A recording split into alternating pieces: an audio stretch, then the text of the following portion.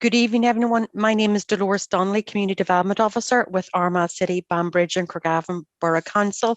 Welcome to this evening's lecture, which is being delivered by Dr. Christy Cunniffe. His subject tonight is outdoor relief in the west of Ireland with a focus on County Galway. Also joining us, as always, is Dr. Jared McAtasney. I just wish to say that this project has been funded through Council's Good Relations Programme, which is partly financed by the Executive Office of Northern Ireland. So when you're ready, Christy, you're more than welcome to start. That's perfect, Dolores. First of all, I would just like to say that I'm delighted for being asked to give this lecture, and also to say that this has been a learning exercise for myself, because while I'm involved at the Irish Workhouse Centre in Portumna in East Galway. I'm a director there, and I'm also the voluntary curator at the Workhouse Museum that we have there. But I suppose my own area of interest and expertise really is archaeology, and over the years I've been encountering the famine, if you like, or evidence of the famine and aspects of the famine in the landscape. So it's quite a different thing. You know what I mean? My approach, I suppose, to looking at the famine then was really looking at the remains within the landscape, such as the deserted clacons and the workhouses and the famine graveyards. Sorry, Christy, what's a clacon? A clacon, well, it's a Scottish term. They're the little villages, the little village settlements that you get. You find them especially here in the west of, or you did find them especially here in the west of Ireland. There'd be like little farm settlements. So almost like a little hamlet. Hamlet, yeah. A little farm hamlet is the best way of grouping of houses where the land would be surrounding it. And a lot of those had disappeared. You know, they were there prior to the famine. They were gone after the famine. A lot of them disappeared after the famine simply because of the famine itself and everything else that went with the famine. People would say deserting them. They become the deserted villages of the Irish landscape. And then, of course, the other thing that I would have been encountering were the likes of the cultivation ridges that we see. You'd see them especially all over the west of Ireland. They're very common. And that would be the cultivation ridges of the potato. The potato ridges. And once you see those on the landscape, you have to ask the question, what has happened here? A failed crop. Normally the cultivation ridges don't survive if you dig out the crop. You don't dig out a failed crop, and they're in many ways they're sort of an indication that there was a failure here in this region. So they are a physical manifestation, if you like, or you could see them as a physical manifestation of the famine itself. Anyway, what I'm going to look at, I suppose, overall is I'm going to try and look at a few different aspects, and I might, I'll be taking a little bit of time with some of them, different aspects of how outdoor relief was actually tendered, if you like, in the West, more so in County Galway here itself. And as you will be aware as well, County Galway is the second biggest county in the island of Ireland. So it's quite a large place. In fact, it's two counties. You have East Galway, where I live myself, and you have West Galway, Connemara, and they're two different worlds. They're two different places in every sense. But in both sides of the River Corrib, or the Loch Corrib, you did have marginal land and poor land and large populations as well. So it was a place that really did suffer in many ways from the effects of the famine. Now I'm trying to get my something happened here. No, I'm not getting my oh, I have it now. Yeah, that's great. I suppose first what I want to do is I want to get rid of that. It'll go itself in a minute anyway. But I suppose under the Poor Law Union, or under the Poor Law Act, and that there was 10 poor law unions equating to 10 workhouses in County Galway. And that was excluding the auxiliary workhouses. That was in total. That was at the end. But initially there were 6, and then 4 more others. But as the date show, 2 of the initial 10 were built late in the history of the famine. both Tuam and Clifton. So Tuam, Tuam was quite late. We see Clifton wasn't the workhouse in Clifton in Connemara wasn't open until 1847. That was a primary workhouse. That wasn't a second phase workhouse. So that's it's very late in the whole history of the famine. So I suppose the big question there is how was relief provided to the people of Connemara if they didn't have a workhouse until that late? And Ballinasloe was opened in January 1842. Galway was opened on the 2nd of March 1842. Gort, December 1841. Loughrea 1842, and Tuam 1846. Tuam is quite late as well. And the area around Tuam would have covered quite an extensive area, and a highly populated area as well. And then, of course, after that, we had the post famine workhouses. Portumna 1852, Glenamaddy 1852. Portumna would be in southeast Galway. Glenamaddy would be in North Galway.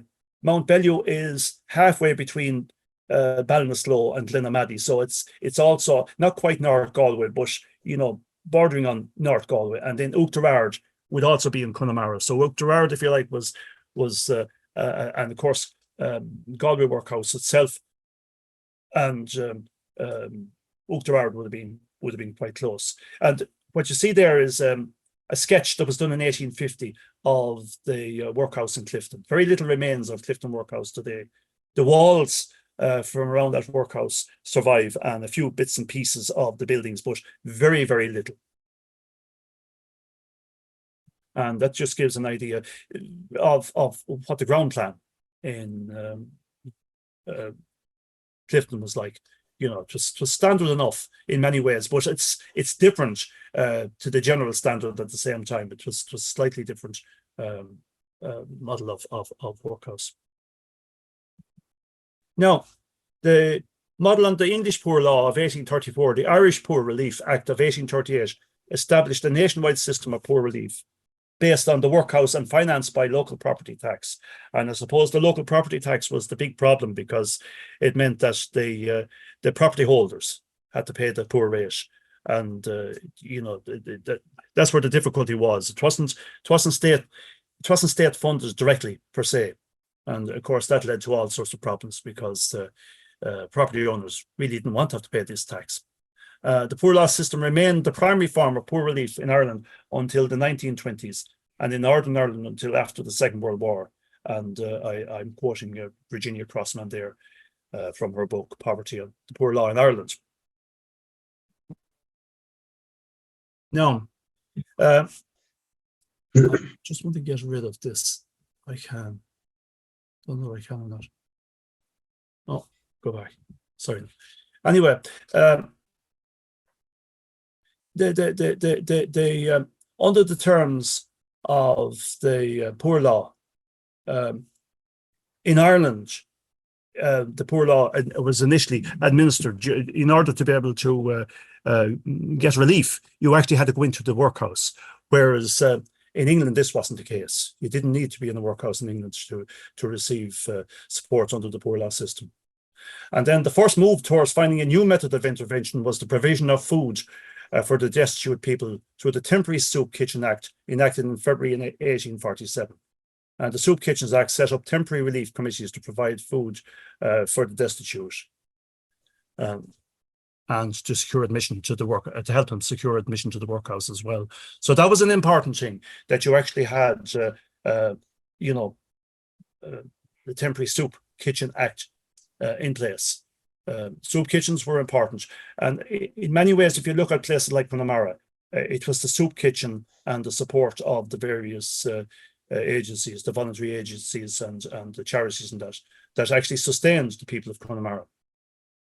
Then the Temporary Soup Kitchen Act was superseded in June 1847 by the introduction of the Irish Poor Relief Extension Act. The precedent of direct relief in periods of particular distress had already been established by the Quakers and other voluntary groups in both Ireland and England. Of course, the Quakers, or the Society of Friends, were very, very active in Connemara, as were other religious organisations. Quite a few Well, there was actually different types of religious organizations. There were some that were actually Protestantising. So you know, and that often didn't go down very well. But at the same time, they were giving, you know, providing food and that for the destitute, even though there was a certain amount of Protestantising taking place there. But the Quakers were doing it on the basis of looking after those that needed it. Now, this Irish Poor Law Relief Extension Act empowered boards of guardians to relieve all those classed as destitute without necessarily obliging them to become inmates of a workhouse. And that was a huge step forward. In a significant departure from the original legislation, outdoor relief was now available to certain categories of paupers, namely the aged, the infirm, the sick, and widows with 2 or more children. The Act also sanctioned outdoor relief in the form of meagre rations for the able-bodied poor, but only on a short-term basis and when the workhouses were full. So you know, that was a major intervention. Another commission was appointed to run this new scheme of outdoor relief. Local committees were appointed to draw up lists of people requiring relief.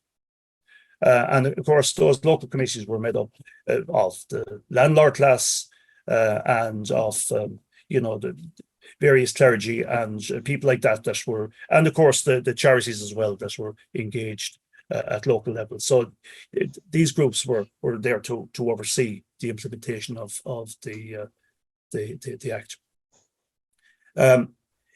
This time, the regulations regarding eligibility were less stringent than before. The Act empowered the guardians to grant relief at their own discretion outside the workhouses to the aged, infirm, and sick, poor, and widows with 2 or more dependent children. The Act also empowered the commissioners to allow boards of guardians to give outdoor relief in the form of food to able-bodied persons for limited periods. So they were for limited periods. And of course, the other thing there was that in all of this, you know, when monies were provided, the monies were only provided, a certain amount of money was provided. You know, when money was used up, often the actual project stopped. And in the early years of outdoor relief, it was actually given in kind rather than in cash. For example, someone on outdoor relief in 1840 received an average less than £1 of, on average, less than £1 of Indian meal per day, costing about 6pence halfpenny, or 6.5 old pennies per week. If a man was working, he could get up to 1 3/4 pounds of Indian meal per day. So you know, it was still meagre rations. A harsh amendment, though, was made to the 1847 Irish Poor Relief Extension Act, often referred to as the Gregory Clause. It stipulated that persons in occupation of more than a quarter acre of land were excluded from receiving relief, and many families preferred to stay in their cabins and starve rather than give up their plot. When such a situation arose, the Poor Law Commissioners recommended that rather than prosecute the father for not providing for their family, relief in the workhouse should be given to the wife or the children, or relief in food in cases of extreme necessity. The landlords on the Board of Guardians, who were intent on clearing the estates of their surplus tenancy, strongly opposed this ruling, and in many places refused to act on it.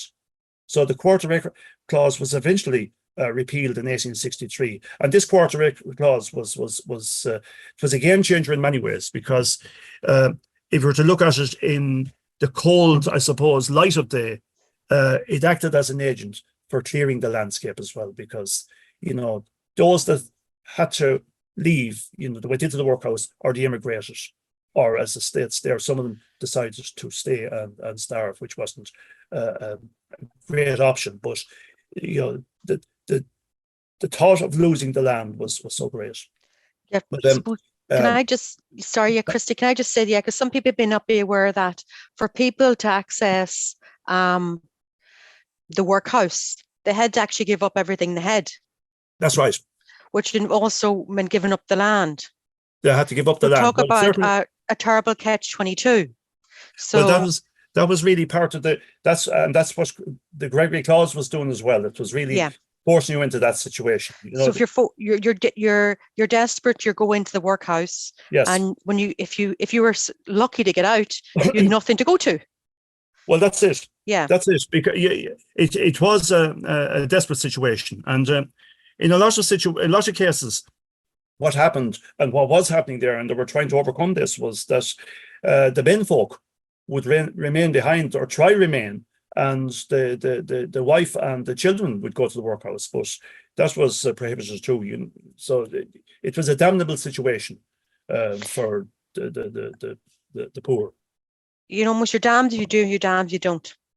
And yeah. And this is our friend Sir William H. Gregory. William Gregory is interesting because when we look at the Gregorys in East Galway, we look at Lady Gregory. She was one of the Perses, but Lady Gregory, the great playwright, and that. But this is actually her. It's the same family here. So it's there's two sides to the one kind. But Gregory became, I suppose, a hated person among the poverty-stricken, and in many ways a champion of the landlords, the people that he came out of himself, if you like, his class of people.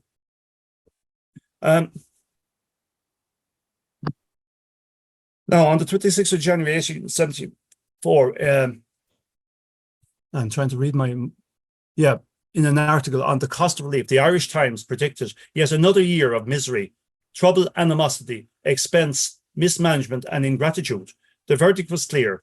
Negligent Irish landlords who were to blame for creating the circumstances that led to the famine should shoulder the burden of providing relief according to the popular nostrum of the time. Irish property should pay for Irish poverty.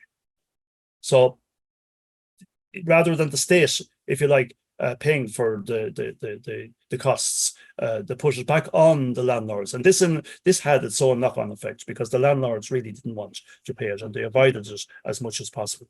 Sir John Russell introduced a set of proposals in early 1847 that ultimately aimed to transfer the cost of famine relief to the Irish ratepayers. The first step in this direction was the Temporary Relief Act of February 1847, which provided for a network of state-sponsored soup kitchens which would distribute food while the public works were wound down. Well, this is a repeat of some of the earlier thing there. So, there were public works, but they wanted to get rid of the public works because they were costing too much, and they wanted to open up soup kitchens. And this, of course, is Sir John Russell himself. It's just a picture that I took from the internet.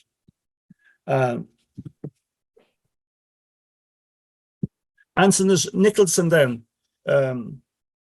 she was an American. I suppose she was an American traveler. She was a writer, and she was also a very devout religious person. But she came to Ireland. She visited all of the Western Seaboard, and her accounts, really give us an insight into what was happening in places, and especially places that were suffering poverty, especially in Connemara in the west of Ireland. She really gives us a really good insight into what's happening there. And Lorraine Chadwick, in her account in the Atlas of the Great Irish Famine, states that Antoinette Nicholson's Irish Journeys quotes Nicholson as being critical of the view that the famine was providential and that the native poor were simply idle, because that was the prevailing view. She made it clear from the outset that she believed the famine's devastation was not providential in design, but the failure of man to use God's gifts responsibly, was part of the problem, all right. And I suppose, really, you have to look at the situation with people. These people were down on their heel in every sense. There was no real hope for them, and it was hard to pick themselves up. And of course, what Nicholson says was the lack of employment opportunities for the poor classes was the principal economic reason which Nicholson put forward, why the failure of the potato had such a calamitous impact on Ireland. There was no plan B. They were totally dependent on the potato. And for those of them that were producing corn and the likes, that was all being exported anyway. So there was a difficulty. They were completely dependent on the potato. And we know ourselves from the whole history of the famine that the overdependence on the potato, and the fact that the potato was, if you like, such a really good food for people, that that the population increased, and that we sort of overwhelm ourselves in the whole act. And then when the famine strikes, when the blight strikes, tragedy strikes at the same time. And Nicholson said that idleness and improvidence, which are generally companions, are two great evils of Ireland. It must be acknowledged. The rich are idle from a silly pride and long habits of indulgence, and the poor because no man hires them. So, you know, she was making the case that the rich, you know, were equally to blame as the poor. If the rich hired the poor, at least they might give them some opportunity to earn a living. And of course, Trevelyan, the judgment of God sent a calamity to teach the Irish a lesson that calamity must not be too much mitigated. The real evil which we have to contend is not the physical evidence or evil of the famine, but the moral evil of the selfish, perverse, and turbulent character of the people. So, you know, if you have people like Trevelyan and other statesmen with a view like this, and it was part of their moral view as well, I suppose. It was part of the religious thinking and part of the moral thinking of the day that the poor were responsible for their own situations. And perhaps, you know, idleness is something that does lead to poverty. But if you don't have another option, you know, you're going to fall into idleness and you're going to fall into destitution.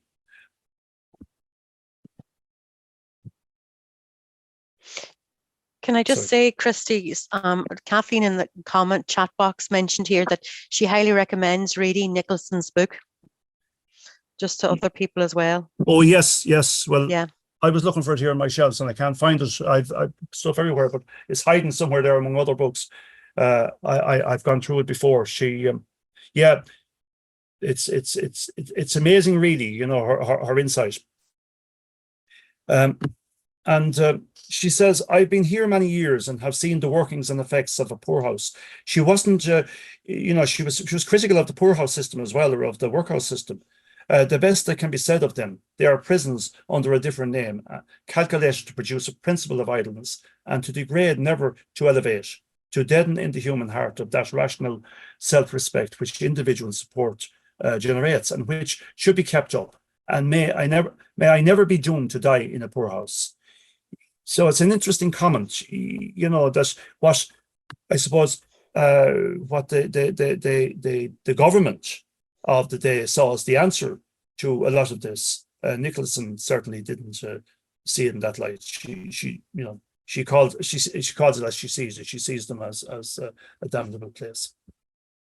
And I suppose to look at some of the I'm going to now look at some of the examples of outdoor relief that were put in place, some of the physical examples of outdoor relief that were put in place here in County Galway. This is just giving you an idea, the plans and description of economic implements used in the execution of public works.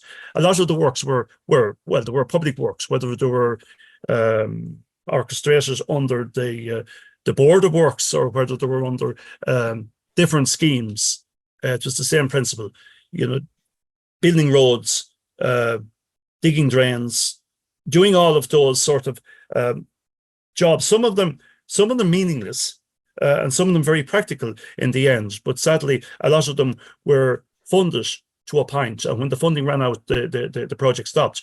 And in a lot of cases, there was actually no great requirement to finish work that was undertaken. Once it had done its term, if you like, and spent the money that was allocated, that was seen as a job done and a job complete. And that really was it was a waste of money in many ways.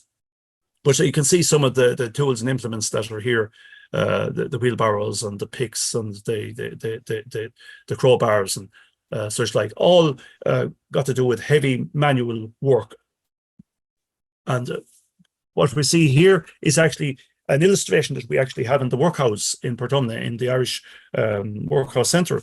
It's a sketch that was done by David Roney. David is he's an artist and illustrator, but he was actually commissioned to do sketches for The Story of Ireland, which was I think it was a 6-part series. I watched it, but I can't remember how many parts are in it. A 6-part series that was looked at the history of Ireland, right from prehistory right up until I suppose the early 20th century. But he actually gifted 9 illustrations that weren't used in that production to the Irish Workhouse Centre. So this is just one, giving you an idea of what outdoor relief could look like. And you can see here, men making roads. Now, we don't see any children in that, I don't think, and we don't see any women. But women and children were also involved, because they literally came as a family group. It was mainly men that were on these schemes. And of course, we know that as part of this, men had to travel terrible distances, some of them up to 5 and 6 miles a day. They had to be there very, very early in the morning. They had to stay till 6 o'clock in the evening. And if they didn't turn up again in the morning, or if they turned up late, they actually lost part of their payment. And if they didn't turn up till after, I think it was after 9 o'clock or sometime like that, or 10 o'clock, they actually lost the full day's pay. So, it was both very bemeaning, but it was also very hard work, and especially hard work for people who are starving. It was, it was impossible for some of these people. These are 2 crowbars that we have in the Irish Workhouse Museum. Now, they're not really, I haven't them on exhibition yet, because I have to come up with some sort of a way of exhibiting them properly. So all I did is I just put them there for a photograph. And one of them is actually 5 foot in length. It's about 1.5 inches in diameter. And I can assure you, I'm not in too bad a health. I'm capable of using a crowbar or a sledge if I need to, but it would best me to use that crowbar. I don't know how it was used. The smaller one is only 4 foot in length. It's a lighter crowbar, but both of those crowbars came to us, and they were both used on the outdoor relief projects in the Clifton area. So they came from the Clifton Poor Law Union. We acquired them through the Heritage Office in Galway City. But they just show that there are still, if you like, artifacts and materials surviving from the famine period. And that's one of the things that we do. We try, exhibit some of the materials that are there, or that survive. Now, this is just a clipping from one of the Galway papers, and it says, "We've been informed on the most credible authority that the poor people, the recipients of outdoor relief, imply that Fort Hill Cemetery, by order of the Vice Guardians, were left for 3 days of this week without relief, and that the food then offered was such as to be unfit for human use, and rejected even by them, peas and wheaten meal mixed, from which, when put into a bag, the water might be seen oozing. If this be true, it needs..." And no comment. So this is an interesting one, because that's reference, and this is, I suppose, is trying to find the evidence for outdoor relief and for the poor relief in action in Galway. You have to look at several different sources, but the newspapers are one useful source. And this tells us that there was work going on at Fort Hill Cemetery. Fort Hill Cemetery is actually in the city, in Galway City. It's near Lochatalia for people that would know Galway. For people that wouldn't know Galway, it's on the I suppose it's as you enter Galway from the Dublin side, from the Dublin Road or that, and it really brings it home to us that there was works going on, and there was a lot of work going on in Galway. There was work done in the Claddagh. There was work done. There's various roads in the city. Dyke Road, which is a road that runs quite close to the River Corrib. Dyke Road was a famine relief project. So we know some of these, but there's a lot of roads and a lot of schemes that we really don't know anything about. We don't know, the popular belief would be that there were famine roads or famine relief roads, but without in-depth research and finding the records, we cannot be sure. That maybe all we can say is that they're part of the folk tradition of relief work. But we need to a lot more work needs to be done on this, and this is one of the weaknesses. When I'm looking at this, Galway hasn't. Now, a lot of work has been done in Galway on the famine, like Gerard Morton and various scholars.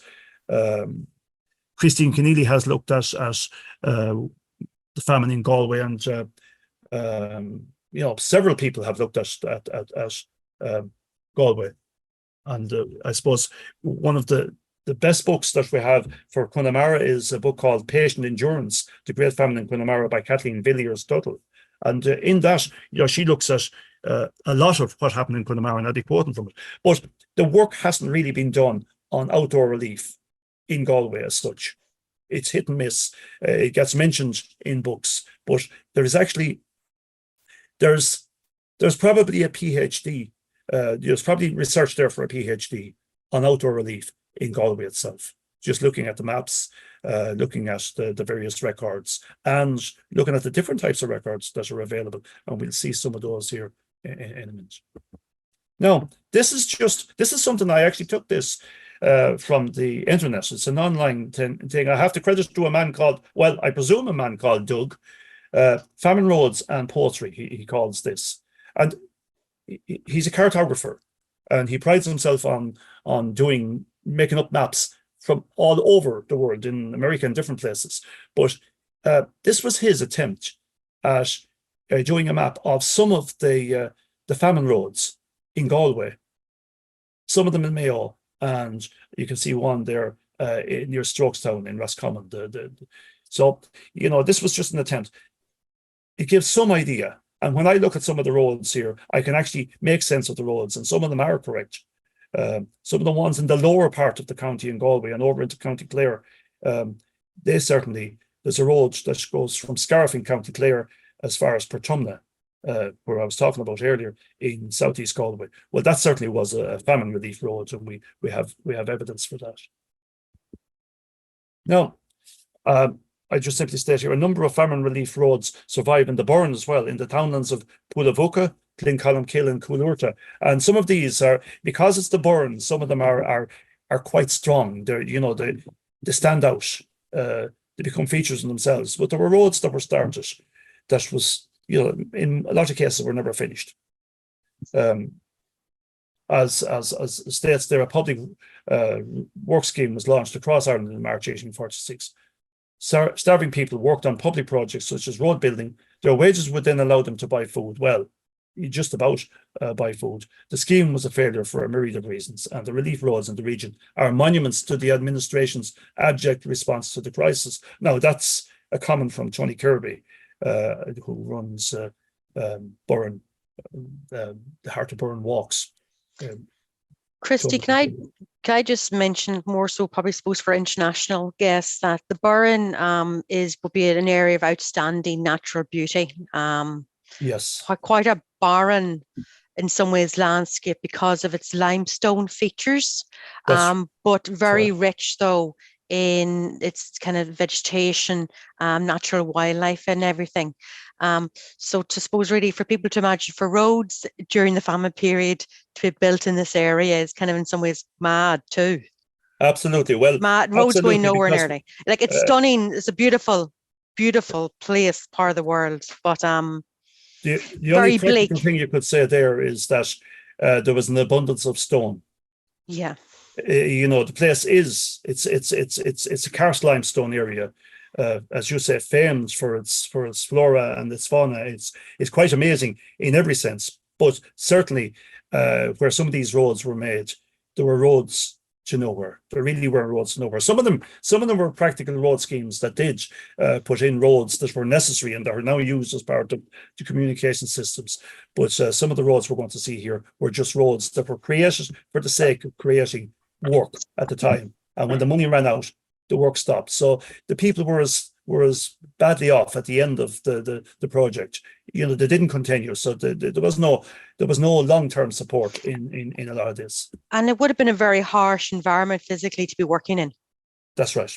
The burn would have been terrible, because even to pursue that, the building of some of these roads, you were following the road. You were walking for miles to develop the roads. You're walking for miles away from habitation where people lived. There was nobody actually living in parts of the Burren where the roads were being created. And this is a road. This is actually a road in Connemara. This is it's out around. I think this one is it could be around. No, it's not the Killary Road, but it's between Galway and Mayo. the two western counties there. It's the road, I think, to Lewisburg or that. Very scenic area, but this was built as a famine relief road. But obviously it's a road that's in use. So this was a practical venture, if you like. And this particular road here, you can just about see it. It's just what we could call a green road. And this is in Southeast Galway. It's, you know, it's in a place called Killarmer here in Southeast Galway. I don't have a map here with any of this, but you can just see the outline on the landscape there, the slight raised area. It's near Killarmer. It's between Killarmer and Tina in East Galway, two rural villages. A road heading into a hill, a road that went nowhere. Again, it was done as famine relief work, and then abandoned. It was an abandoned road. So it was an exercise, if you like, in creating employment, short-term employment. But the road is abandoned there in the landscape. And this would have been one of the first, I suppose, famine relief road was that I would have ever encountered. It could be 25 or 30 years ago or more since I first saw this. And in a way, it sort of instilled an interest in this sort of stuff in me. But as you can see there, it's going nowhere. It's serving no function. It was cut across an earlier road for some reason or other. Perhaps there was a use there in the end, or maybe there was a planned use for it, but it doesn't appear that it has any function. It wasn't going anywhere as such. And this is it, you know, so we can do a lot of research and find out a lot once we have a general idea. This is Google, looking at it from Google Earth. A very poor image, obviously, from because it's taken as a screenshot from Google Earth. But what we're essentially looking at there is the road. I took the photograph from that point there, the road hitting another a hedge there, and then you can see it continuing on here out into the landscape. So it did continue for quite a bit, but it's a completely unfinished road. So these are, I suppose, some of the evidence that we need to look for in the landscape. But we also need to look at the documentary sources to see, you know, what's out there, because this is just remembered from folk memory. And this is Kilvie Harbour Famine Road. Kilvie Harbour is I suppose it's a fjord. It's a great fjord in Connemara. It sort of borders Connemara, which is the west of County Galway, and Lewisburg on the far side, which is in County Mayo. But it's a green road. It's a famine road, and today it's used as a walking route. But again, a road that was built that had no function other than to provide labour for the destitute during the famine. And we looked at some of this is Coolarta Famine Relief Road. This is back in the Burren, and we get a glimpse of what the landscape in the Burren in County Clare was like, that karst landscape. This is the landscape more or less denuded of any earth. The earth, you know, more disappeared from intensive agriculture, maybe 1,000, 1,500 years ago or more. This place was heavily inhabited back in the prehistoric period, so it was farmed, if you like, to its very limits. But the importance here is the flora and fauna that we find in the place. But this is a very fine example of an elevated road built through the landscape that's actually going nowhere. And that's it. That's another one in the Burren as well. That's Gortaleca Famine Relief Road in the Burren. So, you know, we have quite a few of these. That's a fantastic image to give a real understanding of the Burren landscape. That's the Burren. Yeah. You know, you can imagine even working in there, you know, what should be, you know. There's no shelter from the elements either. There's no trees or anything to hide behind or any, you know, there's no. You've got the west of Ireland weather beating down on you. It's a very barren landscape, and like that's you have the winds and the rain coming in off the Atlantic there onto that landscape. So this was a harsh, hard landscape, and the people that were actually making this road were people that were on the brink of death from starvation. So, you know, there was a lot expected from hungry people to create roads that had, you know, it was, when you think about the thought process behind it, it was unnecessary.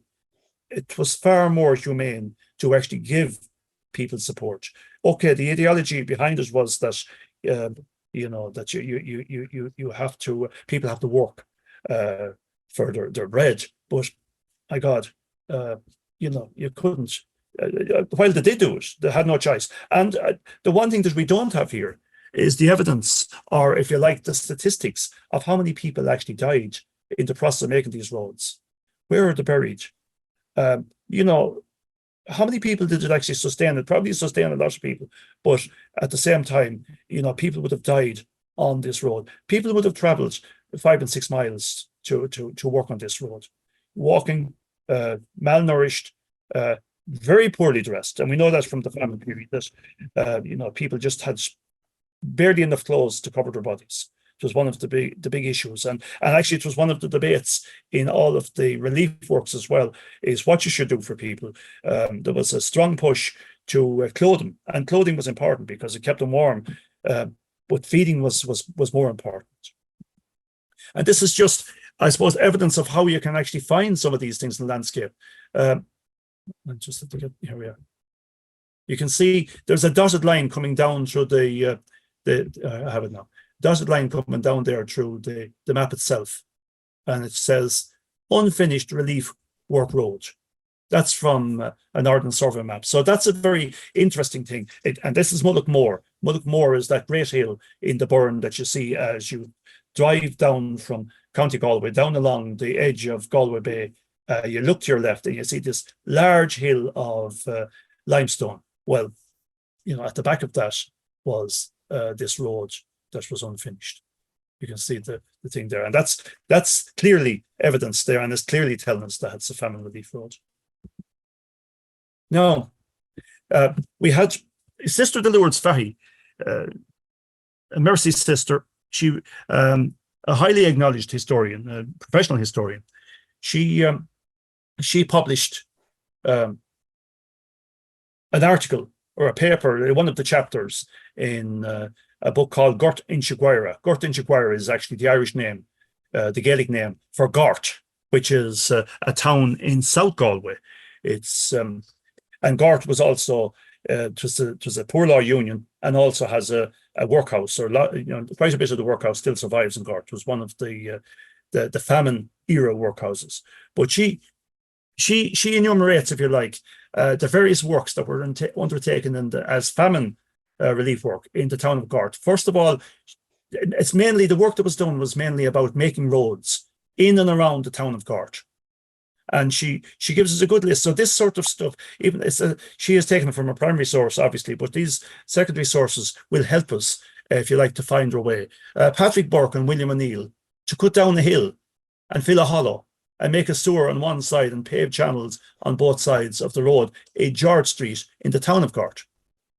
Garrett Egan and Andrew Kelly, these are people who were given contracts to carry out relief works. They were paid to do this work, to cut down the hills, build a protection wall at Edmund Coleman's, and to widen the bridge. I can't actually, my own thing is over there, the bridge of something on road, commencing at the Chapel of Kiltartan and ending crossroads at Dan Maguire's on the Loughrea Road. Now, these are all local names, but they're names that they're personal names. They can actually be found. People, will know where these are. They can be found in different ways. They can be found on Griffith's valuation and things like that. So we have ways, if you like, of being able to know exactly where the section of road that was done. Michael Holland and Dennis Glynn to make 631 purchase of footpath on the road leading from Gort to Innis, commencing at Lawrence Call's house at Church Lane and ending at the bridge of Turlough Nohan, strange name, and to fill the grips or dyke at the other side of the bridge of Turlough Nohan. Walter M. Nealon and Pat Regan to make 299 purchase of footpath on the road leading from Gort to Loughrea between Willie Carty's house and the bridge of Clune, and so on and so on. This is a very useful document, and it's telling us, okay, it's very localized. It's within and around the town of Gort, but it's clearly telling us that this was part of it was famine relief work. The other thing that was is in there now, at the very bottom there, it says Michael O'Neill and Michael Kennedy to build 12 perches of protection wall at Isle Darragh on the road from Gort to Limerick. Andrew Kelly and Garrett Egan to build a protection wall round the burial ground of Kiltartan. So that's Kiltartan Church. And if you look to the left there, I look around the back there, you can actually see the enclosing wall of the graveyard. So we wouldn't know. And this is the point. There was a lot of work done. There was a lot of roads made. There was a lot of walls and that built as famine relief work. But we really don't, unless we can find the evidence, we have no way of knowing whether there were famine relief works or not. And in a lot of cases, we find that walls built around landlords' estates and that are regarded as having been built during the famine. Well, we need the evidence to be able to say for certain. We know it in Portumna that the deer park in Portumna in the forest, it's now the forest park, but which was the domain of Portumna, the castle domain of Portumna, that deer park wall was raised. It was made higher. You can see the layer of building, and we know that wall was actually, the height of it was increased to keep in the deer. And that was a famine project. But we don't have the documentary evidence for that, but we know it from folk tradition. And again, this is where I suppose more work has to be done on these sort of things. Kathleen Villiers Tootle, in her book, Patient Endurance, The Great Famine in Connemara, she provides us with an interesting insight as to what was happening by way of outdoor relief in the barony of Ballynahinch in 1847. The barony of Ballynahinch is one of the big baronies in Connemara. It was owned by the Martins of Ballynahinch. It's now a major hotel in the west of Ireland, but Ballynahinch was owned by Richard Martin, or Dick Martin, Humanity Dick. He was better known as Humanity Dick. He was the man who was instrumental in setting up the Society for the Protection of Cruelty to Animals. He was known as Trigger. I think it was hair. Oh, anyway, he was a jeweler. He was notorious for jeweling, with pistols and swords and that. He had no problem killing a man with a sword or with his pistol, but he reprimanded people out in Connemara for mistreating donkeys and things like that. So he was, if you like, he was a contradiction in many ways. But on his estate, there was quite a bit happening there. She states that between October 1846 and January 1847, out of £42,006 proposed, public works to the sum of £31,629 were sanctioned, most for the construction of new roads. And she simply states where these roads were is uncertain. That's the problem. The record is there as to the amount of money that was put aside for it and spent, but the roads themselves haven't necessarily been mapped at that. And in the Board of Works returns for the 30th of January 1847, there were 5,354 persons working on the roads in the Ballynahinch barony. Now, Ballynahinch barony would be a large barony, to encompass several thousand acres of land. And 4,401 were able-bodied, 101 were infirm, 433 were women, and 312 were boys.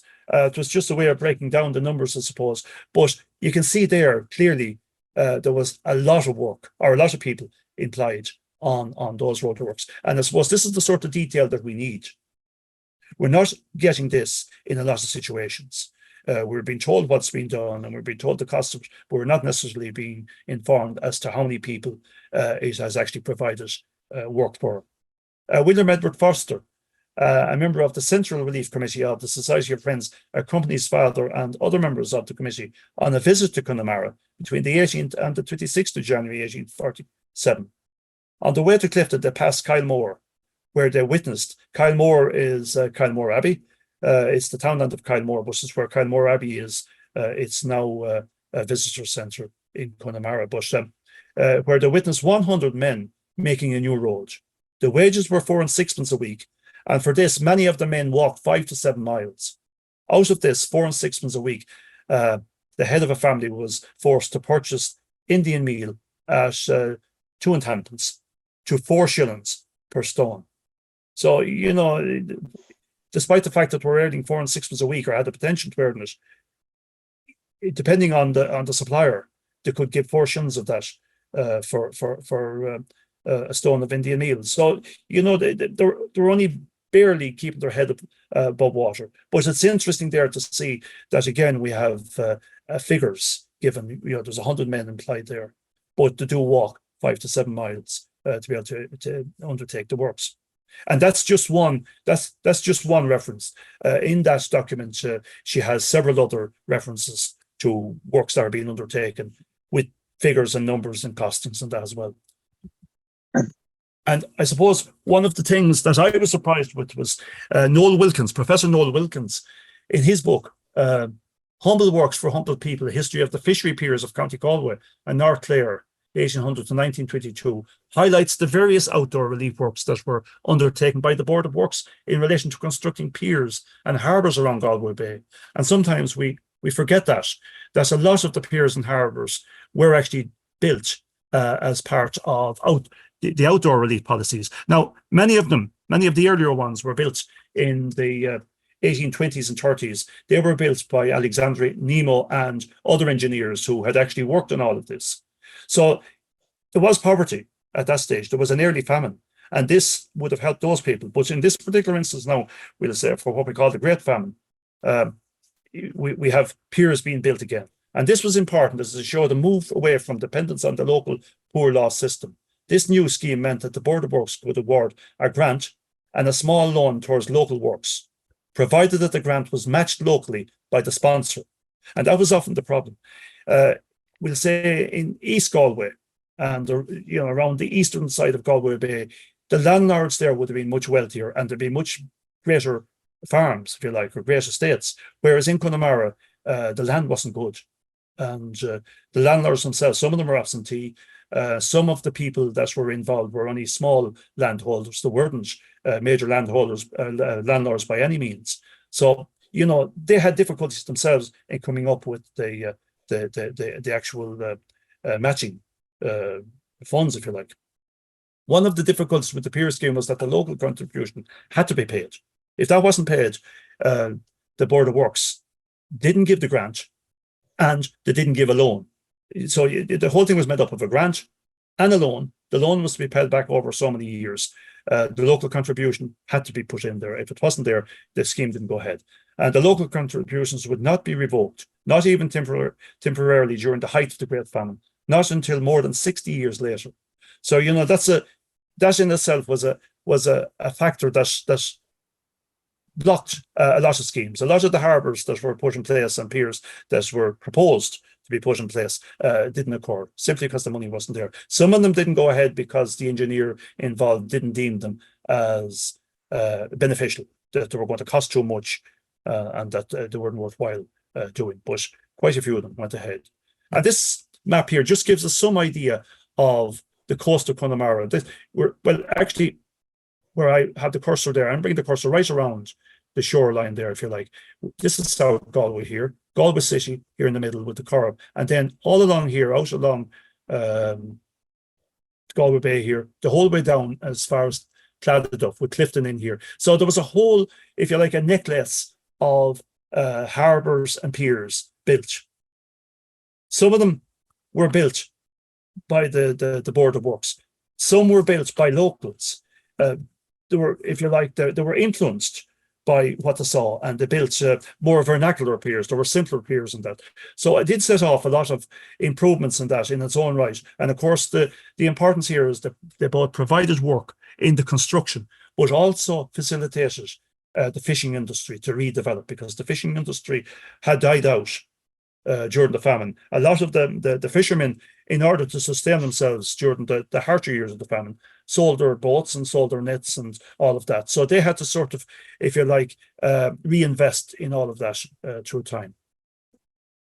This is just one of the harbours. I'm trying to remember which one this is now. I think this, I can't remember. My notes don't show up there. But this particular harbour was one of Nemo's harbours.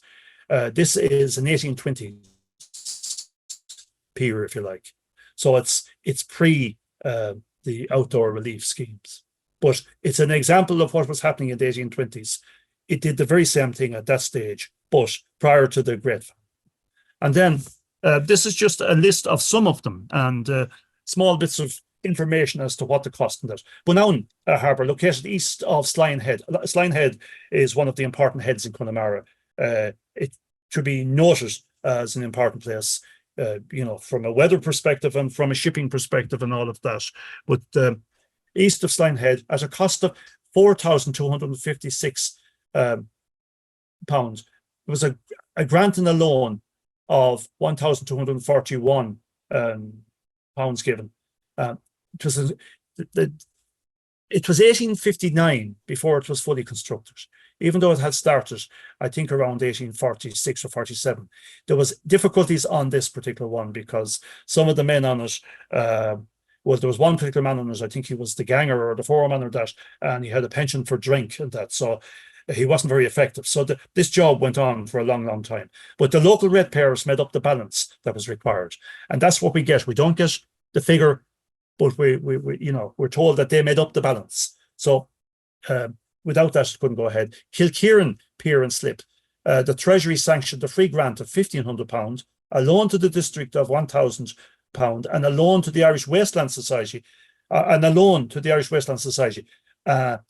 contributors of £500. So the Irish Wasteland Society were also active in undertaking works at that stage.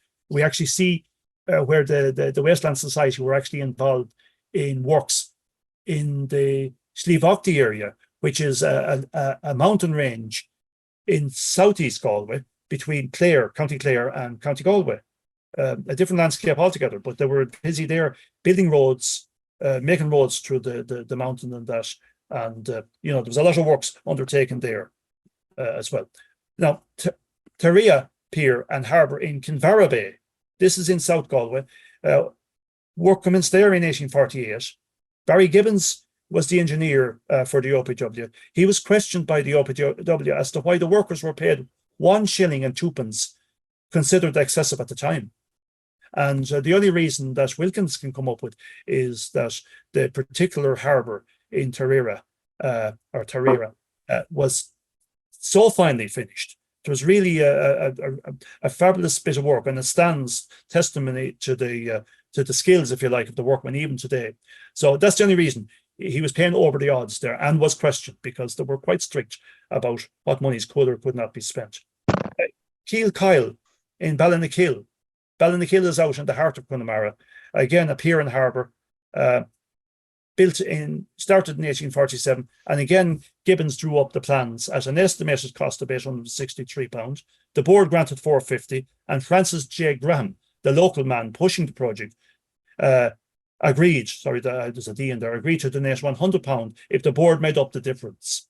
So there was they're always looking for some local person who had a vested interest in the thing, or who might be the local landlord of that, to contribute the local thing, or as we saw earlier, where a body of people come together and they actually make it.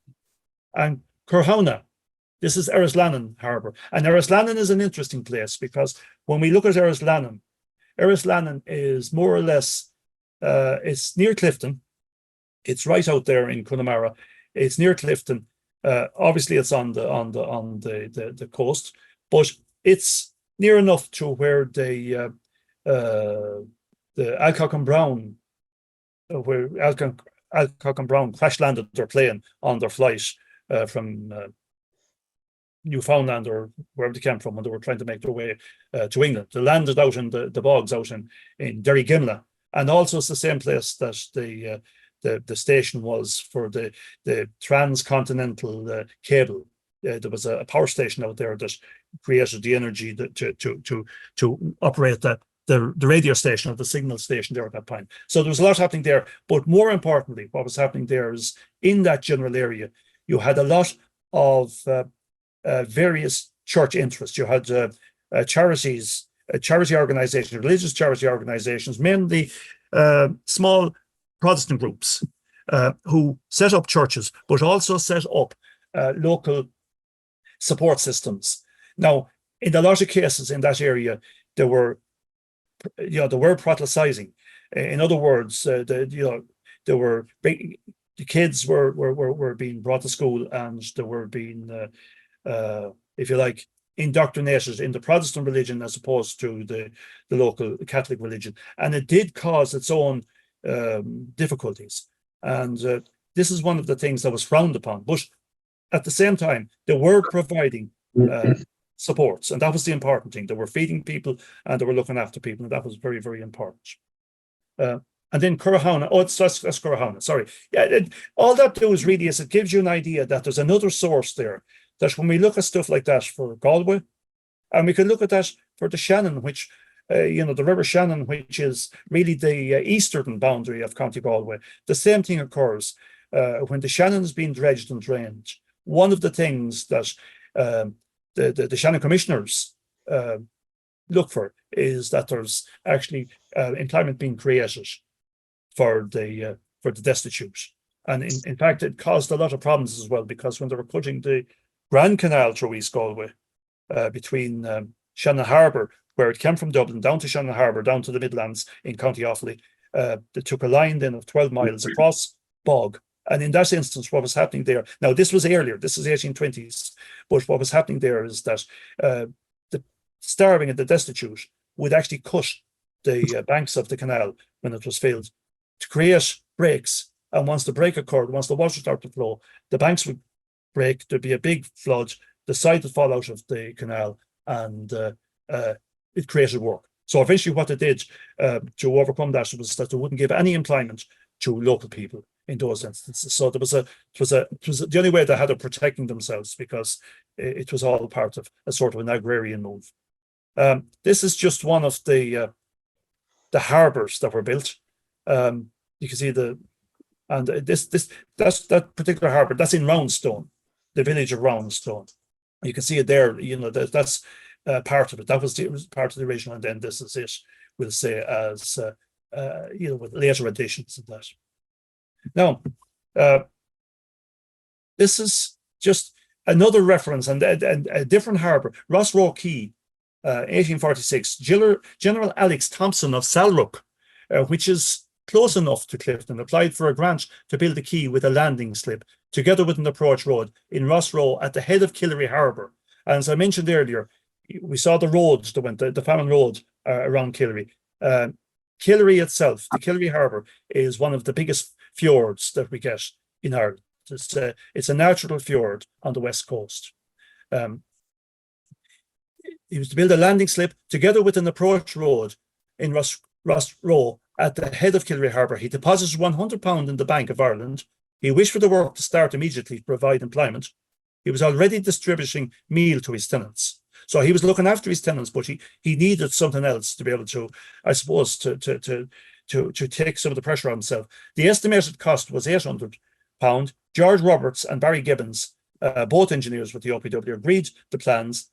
A free grant of £600 was offered. The rest to be raised locally, and Thompson took a loan from the OPW to make up the balance.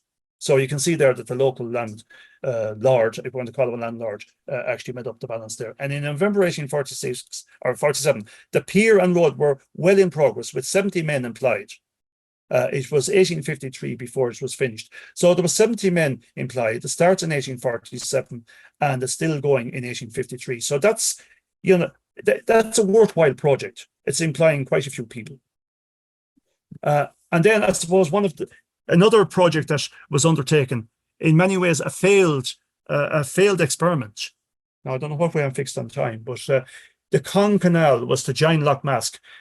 What you have here in the village of Cong, is in it sits at the head of Lough Corrib, but it's in Mayo, but you have to go through Cong to get back into, if you like, part of Connemara. It's just Ashford Castle. For those that would know Ashford Castle or have heard of Ashford Castle, Ashford Castle is in Cong.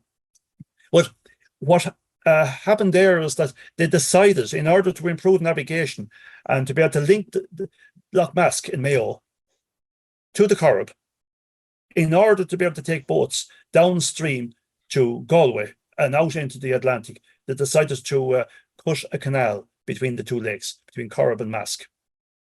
But what wasn't taken into consideration was that the limestone, it was porous limestone, and when they filled the actual canal itself, it wouldn't hold water. Now, they could have puddled it. They could have puddled it with certain clay that have to dry clay and that. But the scheme was to combine drainage and navigation. It was to had a double function. In 1844, the Commissioners of Public Works asked their engineer, John McMahon, to assess the proposal. He reported in 1845 or 46, coincidentally during the major Irish famine. Samuel Roberts was appointed superintending engineer in 1848 and began work immediately. In April 1854, however, the commissioners directed the work on the navigation aspect be discontinued. Drainage work was to continue to enable the level of Loch Mass to be regulated. The porous limestone to which Pyle refers, Pyle was one of the people involved, was well known to the engineers. They actually used it to their advantage during the construction. During winter floods, they worked on the canal near Cong. In the summer, they used the disappearance of the water down swallow holes to work on the upper reaches of the canal. For example, in his report for 1852, Roberts wrote, during the early part of the season, while the floodwaters of Loch Mask were being discharged through the upper level of the canal and overflow course, the excavation for the lower levels and the several works of masonry in connection with them were proceeded with and have been continued throughout the entire season. So it was a useful place to work, an easy place to work. The problem was the waters were disappearing, they couldn't sustain the canal, and in the meantime, they realised they had actually invested a lot of money in it, so they stopped it. But part of the reason that they actually stopped the scheme, that they stopped the works itself, was that the railway system had now come in as well. So if you like, it was a double blow. It was a failed experiment, and it sits there today, and we'll see. This is just a few bad shots that one of them I took from the internet, the other one I had taken before. These are just shots of the lock. This is one of the locks on the canal, a dry lock. Water never flowed through this lock. So and the photographs that we see here in front of us now are actually for a drainage scheme. And in Killimer, back in Killimer, where they needed to drain the Kilcrow River, which is a river running literally right through southeast Galway, and it goes out into the Shannon. But as part of a major drainage scheme, they had to undertake works. And in order to take some of the pressure off, they built this tunnel, if you like, an underground tunnel, several miles, about 2 miles of a tunnel. This was all done as relief works in the region of southeast Galway. We don't have costings or anything like that for it.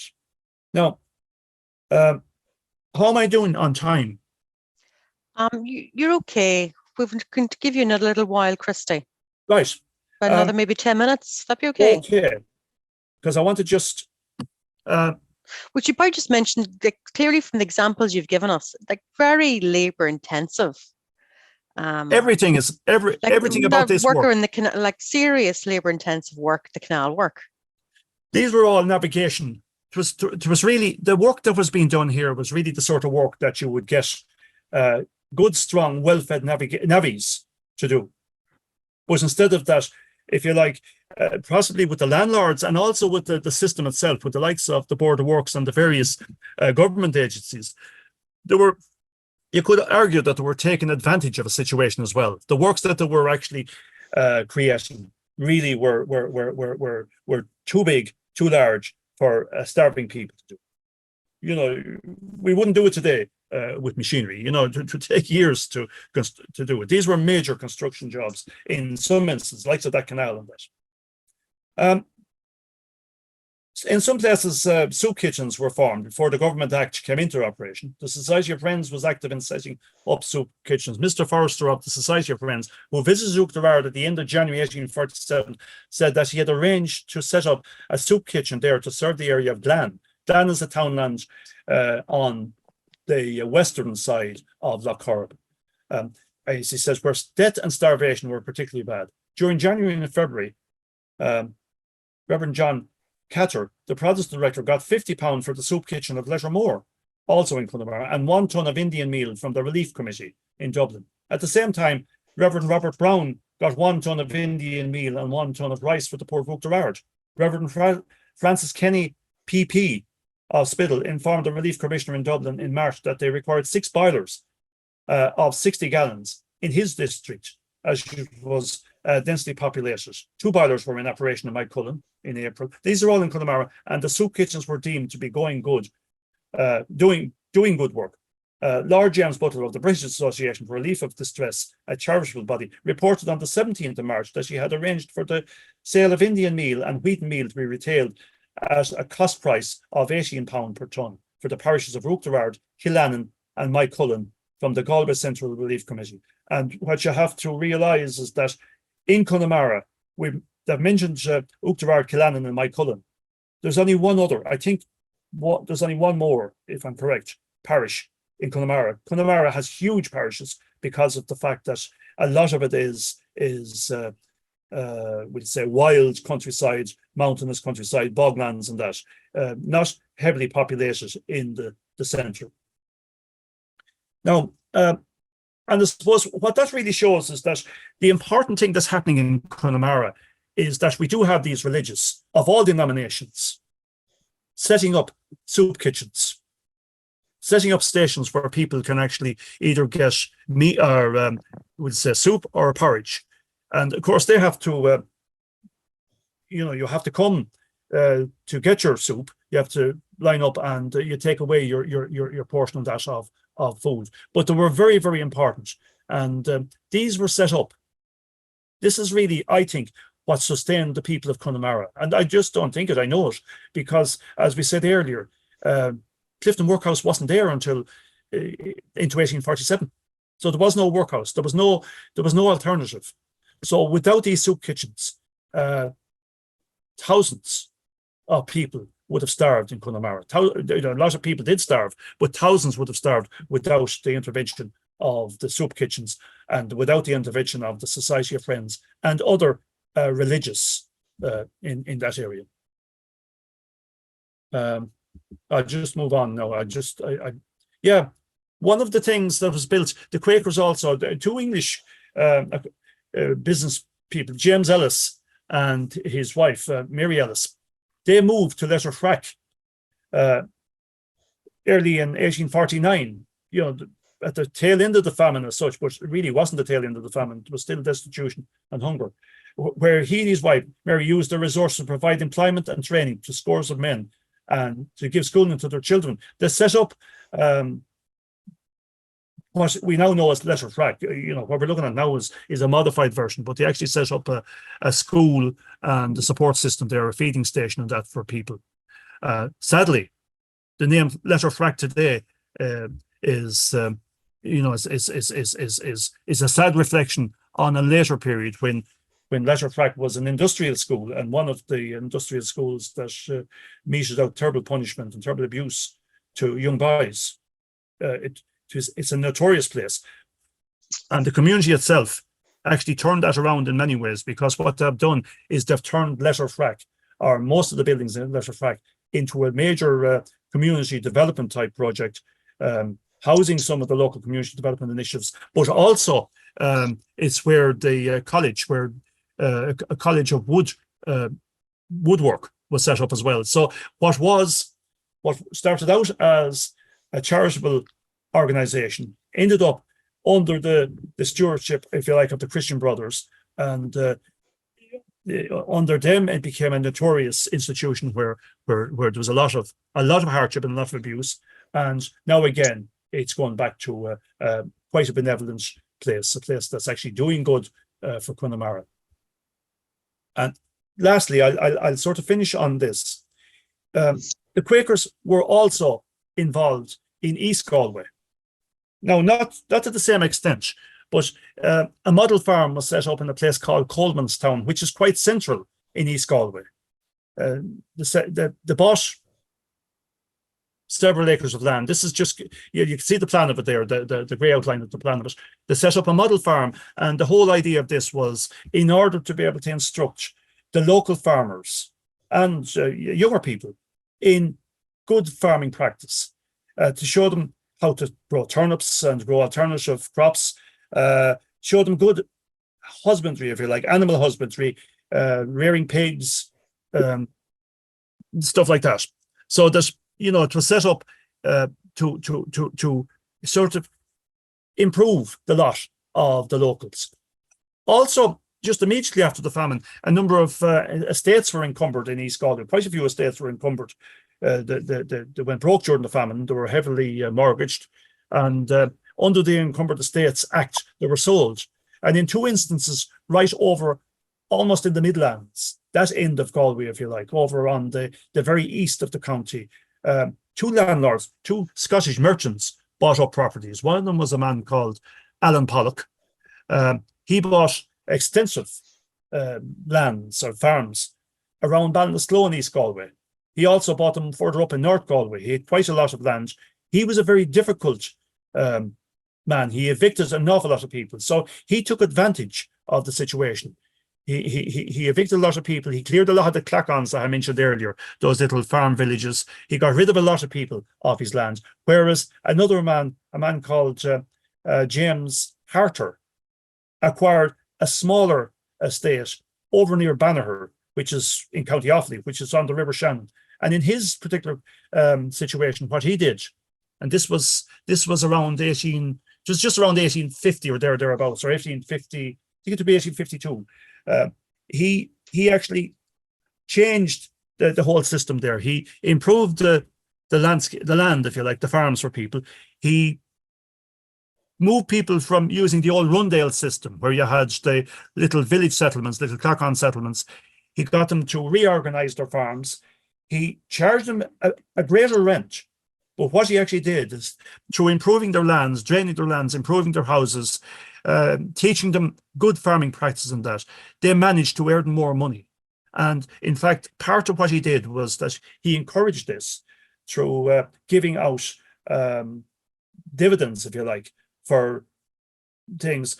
Some of the people here in the parish that I'm in, this is on the edge of our parish here, some of the people here have medals and cups and trophies and that they won for maybe the best cattle or the best turnips at the Ballinasloe show. But so there was a lot of improvements going on as well in the areas, apart from the fact that there was a lot of but really none of this has been properly researched, or there's very little written about this.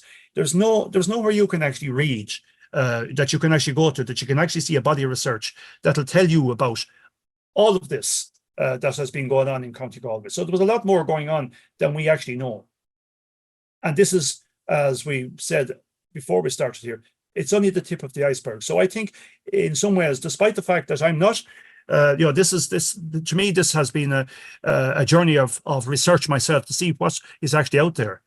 It proves in many ways, I believe, that with dedicated research and with a proper research focus on this by a scholar who wanted to look at this, maybe by means of a PhD or maybe some sort of a funded research, that you could actually do a lot more work on this, and that we could find out a lot more about what was actually happening in County Galway by way of outdoor relief. We might be able to sort out, if you like, the folklore or the folk tradition around famine relief from the fact, and we might be able to work out a lot more areas where different government agencies were actually supporting all of this. So I think with that, I think I should, and of course, this is just one of those. Yeah, I'm going to finish. I'll finish with that. These are two items that we have at the Workhouse Museum. The one on the left is a so-called famine pot. And we get a lot of queries into the museum about, is this a famine pot? You can't actually answer it. It's not something you can answer directly. What I would, if you like, the rule of thumb I use when I'm advising people, is say, where has it come from? Where is this provenance? As you would with any artifact. This particular famine pot or cauldron that we see here, it's actually 100-gallon pot. It's quite a sizable pot. That was actually associated with Ballinasloe Workhouse. Christy, how many litres would be in 100 and a oh God, I work in the old world. I'm afraid I have no way of converting it, not mentally anyway. Somebody else might come up with the formula. I don't know. George, you know? Well, I think a standard, they're looking at 30, 40, sometimes 50-gallon. That one now is a big one. That's about 100 gallon. Aye, so that was quite unusual, actually, 100 gallon. You're standing looking at, usually it's 40, 50 gallons they talk about. Yeah. That one was associated with Ballinasloe Workhouse. We have a number of them in the workhouse ourselves on exhibition. This is an interesting thing because the fact that we have the museum there, a newly formed society in Ballinasloe actually acquired this as a gift to put on display sometime in Ballinasloe when they're in the appropriate space. But in the meantime, we're taking it in. It's in the trailer here, as you can see, arriving or about to arrive to Portumna. We're taking it in. We're putting it on exhibition. And as soon as Ballinasloe has a suitable space, it'll go back to Ballinasloe. But it's a famine pot associated with Ballinasloe. And actually, when you examine Ballinasloe and you look at the workhouse is nearly gone, but Ballinasloe Gort as well, they had numerous auxiliary workhouses as well. There was workhouses in nearly every suitable shed and store that was available in Ballinasloe. It was so heavily burdened during the famine. Thus, the reason that Portumna and Ballinbellew and Glenamaddy had to be built, just to share it out. And the other item on the right there is a little oak noggin, a stave-built noggin. We have that in the museum. You can see it's falling apart. That's how it is. We have to get the money to conserve it at some stage. And when you think about, I suppose, people going for the outdoor relief, when they're getting the food relief, if you like, they're going to the soup kitchen. This is the sort of item that they would have brought with them. Well, now they could have had tin mugs as well, but these little oak noggins were primarily what people used for eating their stirabout or their porridge. And also for the soup in that instance. So I suppose what we're looking at here are two important artifacts. But the other thing that's important is when we look at the pot, the actual cauldron or the famine pot. The famine pots themselves, a lot of these were imported from England. They were made in England, and an awful lot of them were distributed by the Quakers, by the Society of Friends, and they were necessary. They were necessary for the Indian meal because it wasn't like ordinary porridge. It wasn't like ordinary, our own. You really had to do a lot of work with it and grind it and that, and then you had to process it in these great pots. So I think I should leave it at that. I've gone on quite a bit, and You're doing longer than you expected, Christy. So you did well. I did very well for a fellow that was only pulling all of this stuff together for the last couple of weeks. Good man yourself. But I think myself, the important thing here is that it proves that there is need for a body of work to be done on this whole topic, if you like. But I won't be doing it. It's for somebody that's focused in on this. But there's a lot of evidence out there. There's a lot of physical remains. There's a lot of secondary sources. And of course, the most important thing is to go back to the primary sources, which are available as well. There's a lot of them available both online and in the archives of that. So I'll rest my case. If somebody has a question, I'll try and answer it. I may not be able to answer it, but I'd be happy enough to attempt that. That was great. No, thank you, Christine. The feedback and the chat is very good. Fiona's asking, she says, great talk, Christy. In relation to the Gort relief works on contracts, to what degree was this a case of small tradespeople and farmers taking on contracts and employing the destitute? Well, no, I actually cannot answer that, because that's the question I'm asking myself as well. In a lot of cases, you have two people together doing this work. And this is the sort of work that you would expect to have been undertaken at other stages, generally under the grand jury scheme. You know what I mean? This is how roads were maintained and built right through the period of history. I actually don't know, because two men named there are very unlikely to be two destitute men. They needed to be in a better position. So they must have taken on people, but we don't have those figures. And this is where the failure is. That's what we need. We need to see what the impact was, because to look at it as I have presented it there, what you're looking at is improvement in infrastructure that would have benefited the town, but would certainly have benefited the commercial activity in the town. It wouldn't necessarily have been of a major benefit to somebody that was starving. So unless, that they were employing people, and I guess that they had to, because with the amount of work that was done, 2 men wouldn't do that. Okay, yeah. But I don't have a clear answer to that. Sorry about that. Again, as you say, it takes someone to take on this piece of research. Yeah. Start peeling back. In many ways, what I'm doing here is I'm flagging the lack of research. But at the same time, we're very fortunate to have the number of scholars that we have that have looked at this while they're looking at the general history of areas. Noel Wilkins, for example, wasn't looking at, when he was looking at the piers and harbours, he didn't set out to look at, if you like, relief as such, or famine relief, outdoor relief. He wasn't looking at that. What he was looking at is the building of harbours, because that's his forte.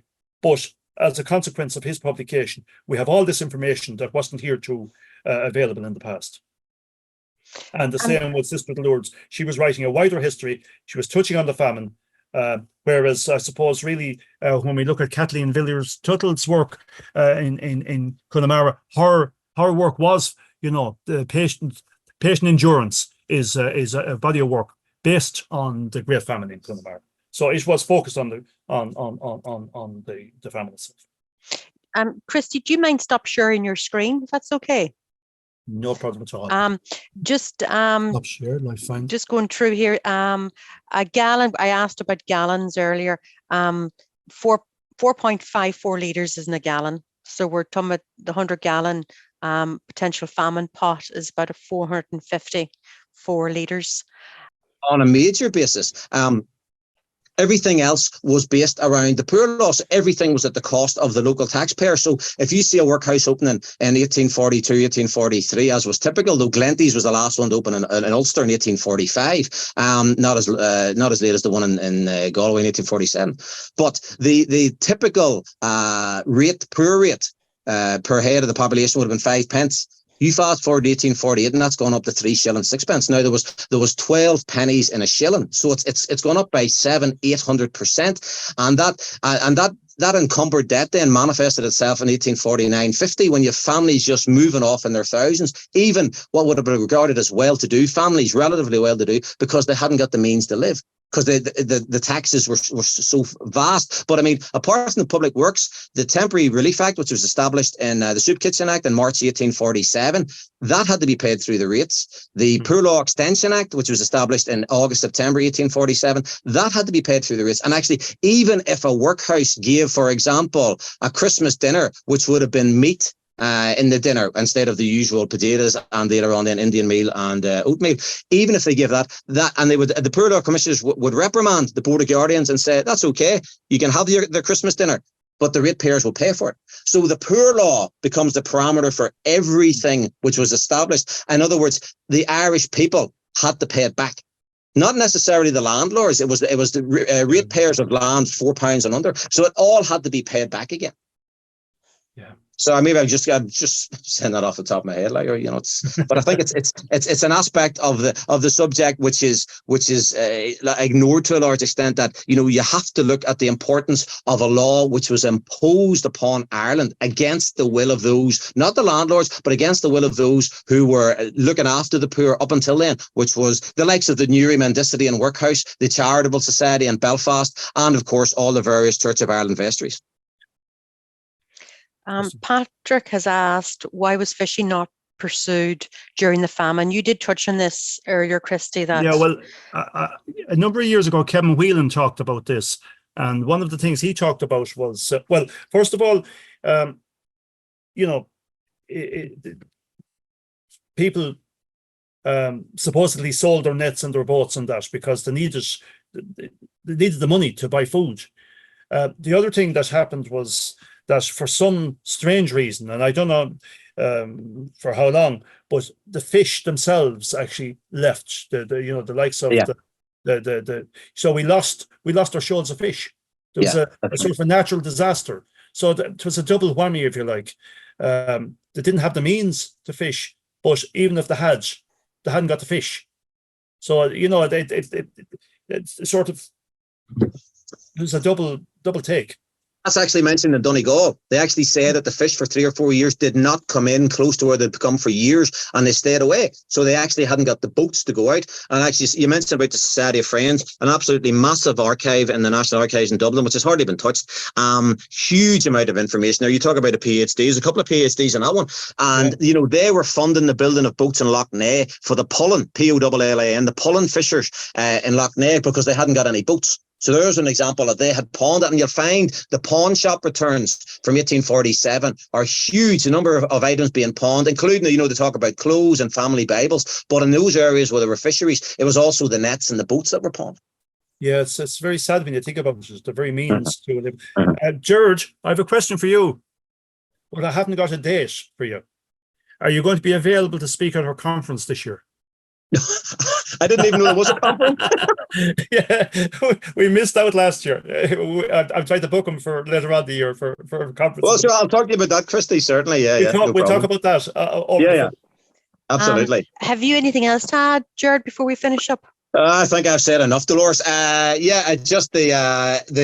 think, first of all, really enjoyed the talk, and the photographs and the old Famine roads. It was similar to the archaeology talk we had last year with Colin. It's just to stand there and realize that people were working there. But I think, the whole aspect of the poor law, and the parsimony of the British regime. Now, you will find as well that, Edward Senior, who was one of the assistant poor law commissioners, and I've come across quotes from him before he was sent to Ireland in the mid-1840s. And he's in Manchester in 1841-42, and he is saying the same thing. This is outside the parameters of the poor law. These people cannot receive food, etc., etc., etc. So there was this, Christy made reference to it there, this idea of second class. The Irish were beating people. The penal law was only repealed a generation before in 1829. But, the English labouring classes were despised by as much rather by this level of people, the people in government, as the Irish. There's no two ways about that. And you just look at the contemporary material from the time, and it's evident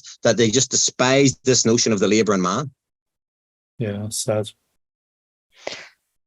No, thank you. Thank you both very much.